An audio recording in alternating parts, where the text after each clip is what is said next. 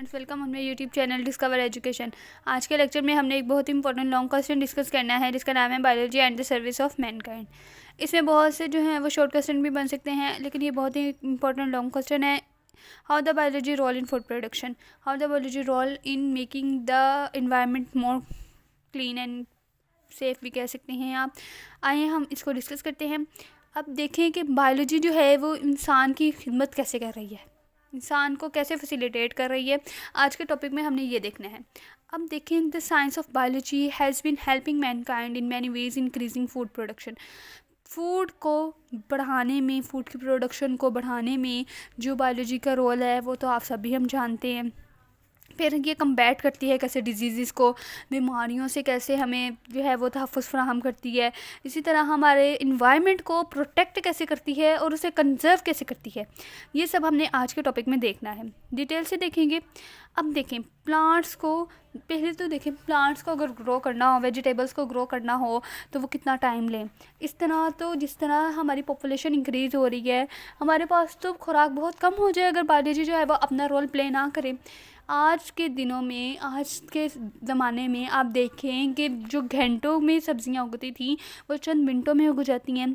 क्या ऐसी वजह है? आप टिश्यू कल्चर टेक्निक ले लें, आप जेनेटिक इंजीनियरिंग ले लें, इसकी वजह से प्लांट्स जो हैं वो बहुत जल्दी ग्रो करते हैं। आर्टिफिशियली जो है हम वो प्लांट्स के अंदर जो डिजीज़ हैं, जो जिसकी वजह से एक पूरी फील्ड का ख़राब होने की तवक्को की जा सकती है, अंदेशा होता है, उसे हम रोक सकते हैं।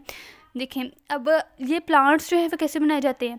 जो प्लांट्स जो हमें फ़ौरन डीएनए हम लेते हैं, एक प्लांट से लेते हैं, जो हमें डिसाइड होता है जिस तरह के हम करेक्टरिस्टिक दूसरे में इंड्यूस करना चाहते हैं, उसका सेल लेते हैं, दूसरे में इंड्यूस करते हैं और वैसा प्लांट ग्रो कर जाता है। और देखिए ये तो हो गए प्लांट्स में। अब एनिमल्स में भी ऐसे ही जो है वो बायोलॉजी जो है वो अपना रोल प्ले कर रही है। आप चिकन की एग्जांपल लें, आप चिकन देखें वो कैसे, ब्रॉयलर जो है वो कैसे क्विक और चीप मीट जो है वो आपको मुहैया कर देता है। इस तरह अगर हम इसकी बात करें, वाइट मीट की बात करें, तो इसको तो बहुत टाइम लग जाए। जैसे मुर्गी जो है वो फिर बैठती है, अंडा देती है, फिर सारा कुछ जो इसका जो भी सारा प्रोसेस है बहुत देर से है। लेकिन बायोलॉजी की वजह से पोल्ट्री ब्रीडर्स बन गए, जिसकी वजह से बहुत ही जल्दी और चीप मीट हमें मिल जाता है। हाँ, और उसके अंदर जो बीमारियां हैं उससे भी हम जल्दी से निपट लेते हैं जेनेटिक इंजीनियरिंग की वजह से। मैंने आपको ट्रांसजेनिक प्लांट्स तो बता दिए कि एक प्लांट में जो हमें डिज़ायरेबल करेक्टरिस्टिक्स हमें पसंद आ रही हैं, हम उधर से लेंगे, उसका डीएनए निकालेंगे, उसके डीएनए का एक थोड़ा सा टुकड़ा लेंगे, उसे दूसरे के डीएनए में इंड्यूस करेंगे और उस तरह का प्लांट ग्रो हो जाएगा। उसमें वही करेक्टरिस्टिक्स आ जाएंगी जो हमारी डिज़ायर्ड थी। इसी तरह आप क्लोनिंग देखें, आजकल जो है वो हूबहू कॉपीज़ बन रही हैं।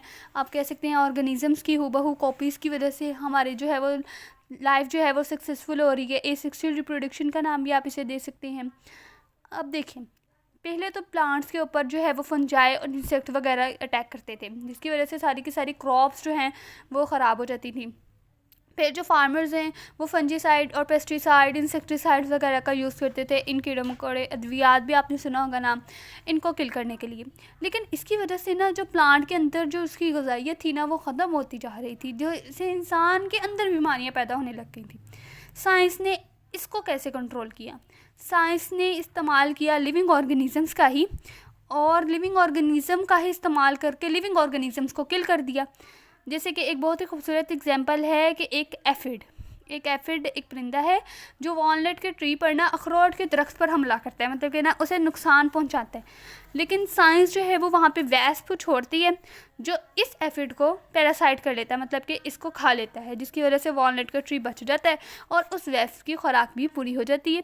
साइंस ने इस तरह से इन्वायरमेंट को नीट एंड क्लीन बनाया।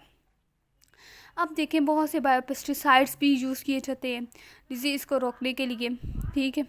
जैसे प्लांट की किसी भी डिज़ीज़ को कंट्रोल करने के लिए मुख्तलिफ जो हैं बायोपेस्टिसाइड यूज़ किए जाते हैं जो हार्मफुल ना हो ह्यूमन लाइफ के लिए।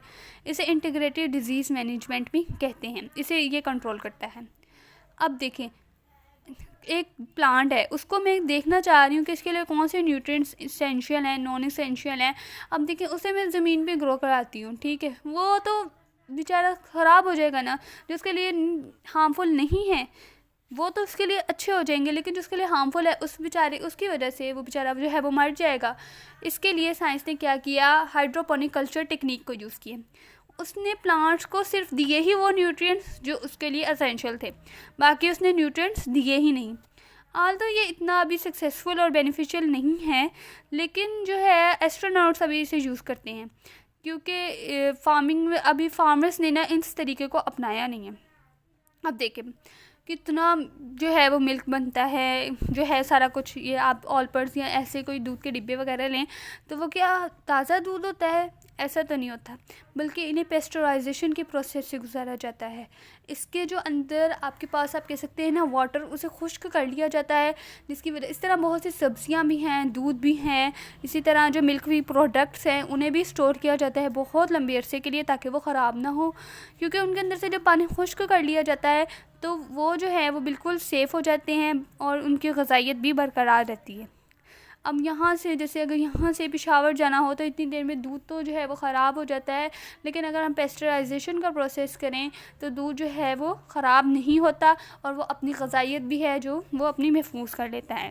इस टेक्निक को सबसे पहले लुइस पास्चर ने अडॉप्ट किया था और ये आजकल किया भी जा रहा है, जैसे कि आप बहुत अच्छे तरीके से जानते हैं। इसमें जो है आपने बायोलॉजिकल कंट्रोल की डेफिनेशन बहुत अच्छी तरह करनी है, टिश्यू कल्चर टेक्निक की, क्लोनिंग की, ट्रांसजेनिक प्लांट्स की, जेनेटिक इंजीनियरिंग की, इसके अलावा हाइड्रोपोनिक कल्चर टेक्निक की, पेस्चराइजेशन बहुत इंपॉर्टेंट है। इन सब को आपने जो है वो शॉर्ट क्वेश्चन के लिए डेफिनेशंस के साथ तैयार कर लेना है। इसके अलावा लॉन्ग क्वेश्चन जो है वो तो है ही बहुत इंपॉर्टेंट, ये लॉन्ग क्वेश्चन भी है। होप सो आपको ये क्लियर हो गया होगा। अगर आपको ये वीडियो अच्छी लगी हो तो इसे प्लीज़ लाइक और सब्सक्राइब ज़रूर कीजिएगा। अल्लाह हाफिज़।